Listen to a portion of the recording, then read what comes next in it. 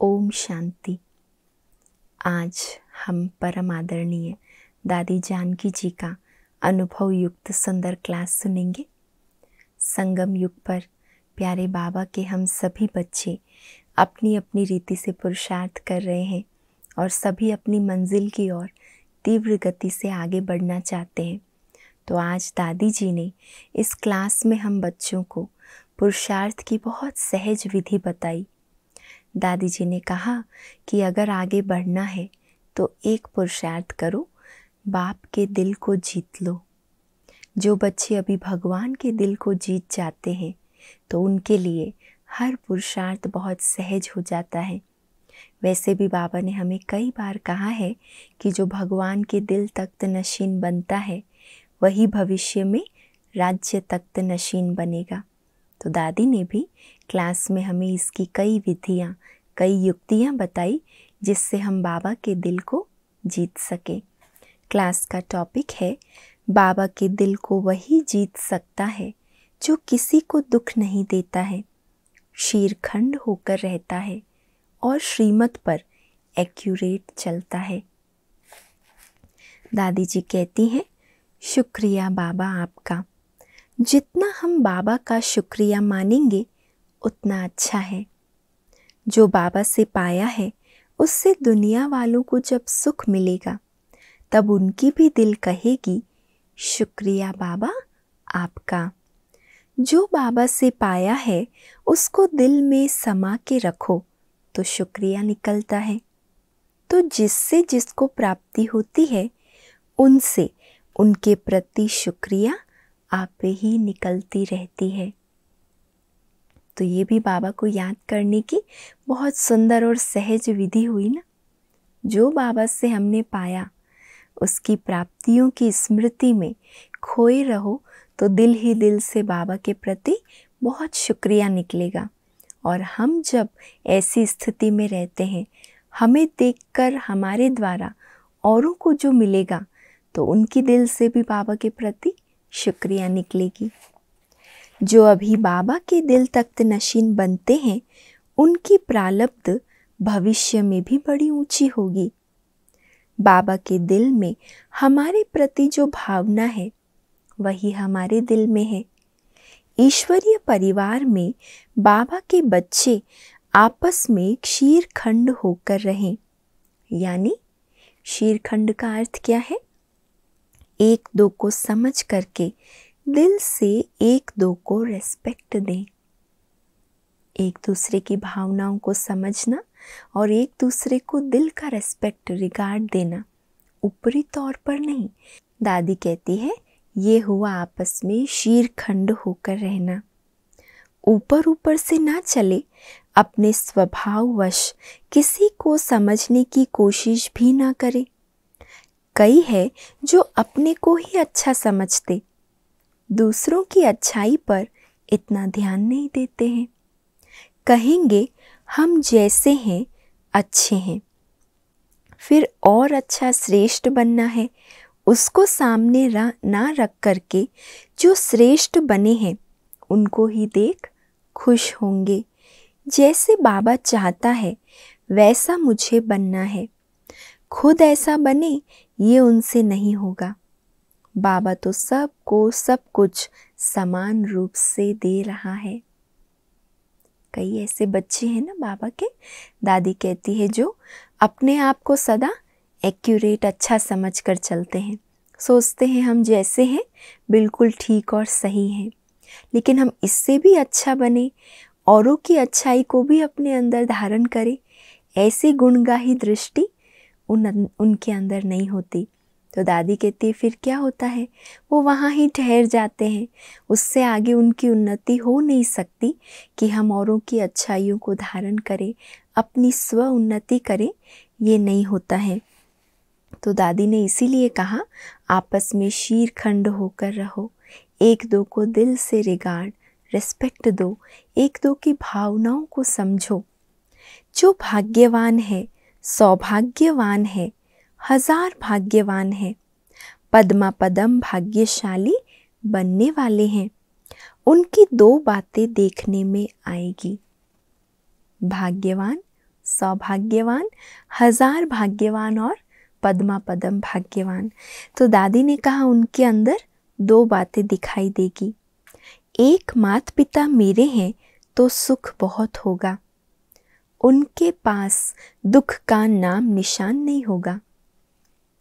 दुख क्या चीज़ होती है इसका अनुभव ही ना हो। दुख से इच्छा मात्रम अविद्या, माना अविद्या की स्थिति। चलो इच्छा तो नहीं होती है, लेकिन जो ज्ञान है दादी ने कहा वो भी ना हो, अनुभव ही नहीं है। और सुख क्या चीज़ है वो अनुभव बहुत हो। तो एक, मेरे माता पिता हैं तो सुख बहुत है, ढेर सुख है। वर्णन करने की बात नहीं है, पर दिखाई पड़ता है सुखी बहुत है। दूसरा सुखी कौन है? जिसको शांति धाम घर याद है। पहला स्मृति, माता पिता मेरे हैं तो दुख का नाम निशान नहीं, दुख का कोई अनुभव नहीं।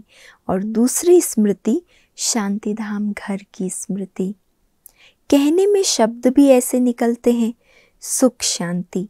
तो परमात्मा को माता पिता समझने से एक तो सुख मिला, दूसरा परम धाम को अपना घर समझने से शांति मिली। सुख और शांति दोनों की प्राप्ति। तो जीवन में तो यही चाहिए ना, सुख और शांति। तो माता पिता की स्मृति से सुख और परम धाम घर की स्मृति से शांति की प्राप्ति।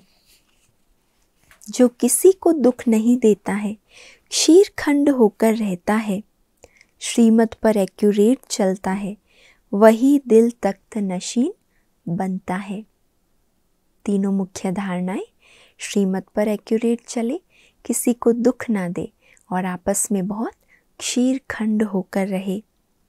जो मास्टर सर्वशक्तिवान की सीट पर सेट होते हैं वही एक्यूरेट चलते हैं। जिसको एक्यूरेट बनना है वही एक्यूरेट चलेगा। कितनी सुंदर बात है। जिसको एक्यूरेट बनना है, स्वयं को अगर बनाने का लक्ष्य है एक्यूरेट, तो वो आपे ही एक्यूरेट चलेगा। हमारे साथ चलने में किसी को कोई भारीपन नहीं लगेगा। तो हर आत्मा के प्रति हमारा कोई चिंतन संकल्प ना चले कि इनके साथ कैसे चलूं। ख्याल भी किया तो दीवार आ जाएगी। हमारे स्वभाव, संस्कार या व्यवहार कभी भी ऐसे ना हो जो दूसरों को ये संकल्प उठे कि हम इनके साथ कैसे चलें। ये भी जैसे 2 आत्माओं के मध्य एक दीवार हो गई ना, इतना आपस में हल्कापन हो कि हर प्रकार से, हर परिस्थिति में, हर आत्मा के साथ हम अपने स्वभाव संस्कारों को मिलाकर चल सकें। तो दादी ने कहा ऐसा ख्याल या चिंतन ना हो कि इनके साथ कैसे चलूं। ख्याल भी किया तो दीवार आ जाएगी। जिसने बाप को समझा, शांति धाम को घर समझा, ड्रामा का अर्थ समझा, उसके लिए हर बात सहज है, कुछ भी मुश्किल नहीं है। उसके मुख से ऐसी भाषा कभी नहीं निकलती कि इनके साथ रह करके तो देखो। इस तरह के शब्द कि इनके साथ रहकर तो दिखाओ। दादी ने कहा जिसने बाबा को, ड्रामा को और घर को समझ लिया है, उनके मुख से ऐसे शब्द निकल नहीं सकते। ऐसी भाषा वाली सतयुगी आत्मा नहीं हो सकती। वह तो एक बाबा की याद में मस्त रहती है। अगर चलते चलते कहाँ किसी देहधारी से लगाव हो गया या कोई स्वभाव संस्कार का टकराव हो गया तो सारी मार्क्स एकदम खत्म हो जाती। किसी से लगाव झुकाव हो गया या फिर किसी से स्वभाव संस्कार का टकराव हो गया तो दादी ने कहा जो मेहनत की थी, जो मार्क्स जमा की थी, वो सब खत्म हो जाएगी। जरा सा भी काम क्रोध आया तो फुल पास तो छोड़ो, पास मार्क्स भी नहीं मिलेगी। ज़रा भी, दादी ने थोड़ी भी मार्जिन नहीं दी।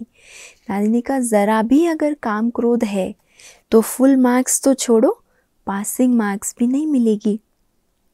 इसीलिए स्वयं को संभालो, मंजिल ऊंची है, पढ़ाई से इतनी ऊंची तकदीर बन रही है। जरा सा भी कोई विकार है, माना बड़ा दुश्मन है। वो अंदर की सारी शक्ति छीन लेता है, क्योंकि विकार तो पॉइजन का काम करता है। आत्मा की जितनी शक्ति जमा की हुई थी, सब वो विकार खत्म कर देता है। देखने में अच्छा लगता है, पर हे आत्मा अर्जुन, ये विष है।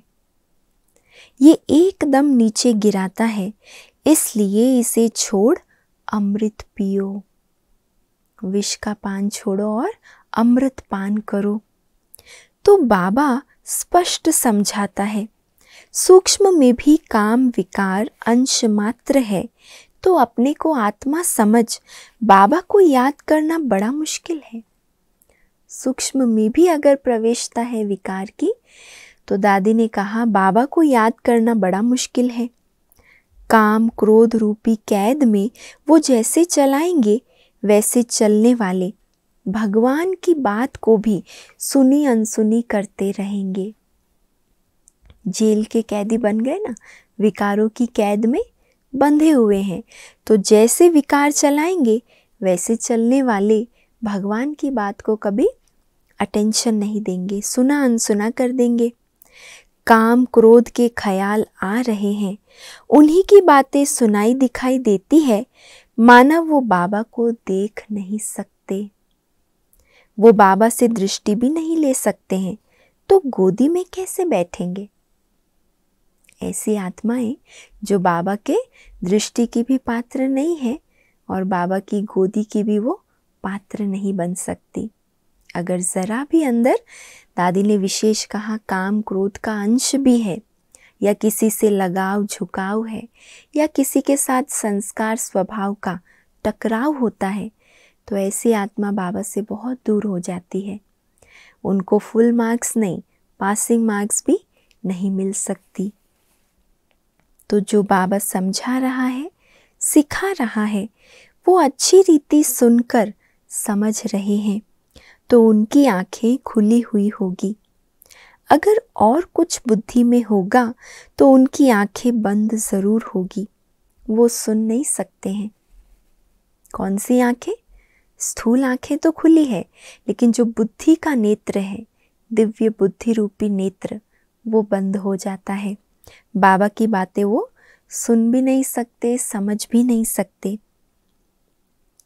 उनके कानों द्वारा बाबा के महावाक्यों का आवाज़ जा नहीं सकता है। सुनना कानों से है और देखना आँखों से है। अगर आँखों से नहीं देख सकते हैं तो कानों से सुन भी नहीं सकते हैं। इसलिए बहुत संभल करके चलना है। आँखें और कान दोनों खुले हो, मन बुद्धि रूपी आँख भी खुली हो। बहुत संभल कर चलना है। मंजिल ऊंची है, जाना है पार। जिसको पार जाना है वो ऐसे ऐसे पास करता जाएगा, उसको बाबा खींचता जाएगा। फिर माया उसका पीछा कर नहीं सकेगी। माया पीछा उसका करती है जिसने घर जाने का अभी सोचा ही नहीं है। यहाँ ही बुद्धि अटकी हुई है। घर की, परिवार की या सुखधाम की कोई स्मृति नहीं है। तो दादी ने कहा कि वो फिर माया के चंबे में आते हैं। माया उनका पीछा करती है। जो व्यर्थ संकल्प चलाने वाला है उसके लिए माया को भी छुट्टी मिल जाती है, लेकिन जो समर्थ संकल्प चलाने वाले हैं उनके लिए तो माया गेट आउट। माया का आह्वान कौन कर रहा है? हम स्वयं करते हैं। हमारे व्यर्थ संकल्प माया रूपी रावण को खींचते हैं। हम स्वयं ही स्वयं को माया के बंधन में बांधते हैं। अगर समर्थ संकल्प की शक्ति है तो माया दूर से ही गेट आउट हो जाएगी। माया उनसे डर जाएगी। तो इतना महावीर बनो, मायावी बातों को अवॉइड करो। उसके पास व्यर्थ देखने सुनने का टाइम ही कहाँ है। माया की बातों को देखें, सुने, फिर उनसे युद्ध करें, उन पर विजय पाएं, उसके लिए इतना टाइम कहाँ है। दूर से ही माया देखे हमें और दूर से भाग जाए, हमारे पास आने का उसको साहस ना हो, ऐसा महावीर बनना है। क्योंकि बाबा ने कहा है संगम का हर क्षण अमूल्य है, एक एक सेकंड में हम अनगिनत कमाई कर सकते हैं। तो कमाई के सीज़न में टाइम कहाँ है इन सब बातों के लिए, व्यर्थ देखने सुनने, उसे विजय पाने के लिए।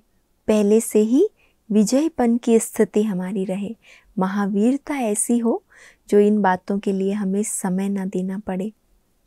ये संगम युग है। संगम युग क्यों मिला है? मेला मनाने के लिए। अभी आत्मा और परमात्मा का मेला लगा है, तो मिलन मेले में मगन रहने वाली आत्माएं इन बातों से स्वतः दूर रहेगी।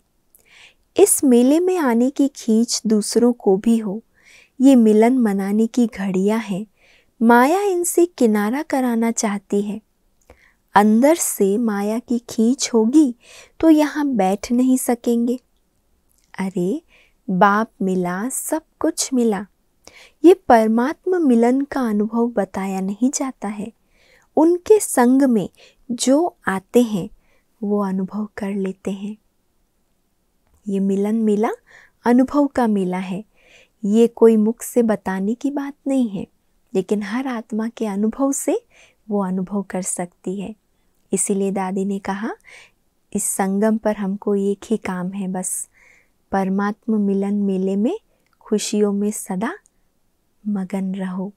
तो ये जो बातें हैं, आपसी वैर विरोध, टकराव या लगाव झुकाव या व्यर्थ संकल्प या फिर माया के प्रति जो आकर्षण होती है, कोई भी विकार का अंश है, इन सब बातों से हम मुक्त हो जाएंगे। एक बाबा के दिल तख्त नशीन होकर रहेंगे, शीरखंड होकर रहेंगे। फिर हमारे द्वारा कभी किसी को दुख नहीं होगा, न हम किसी दुख का कभी अनुभव करेंगे, लेकिन सदा परमात्मा सुख, माता पिता हमारा है, ऐसे सुख के झूले में हम झूलते रहेंगे। अच्छा, ओम शांति।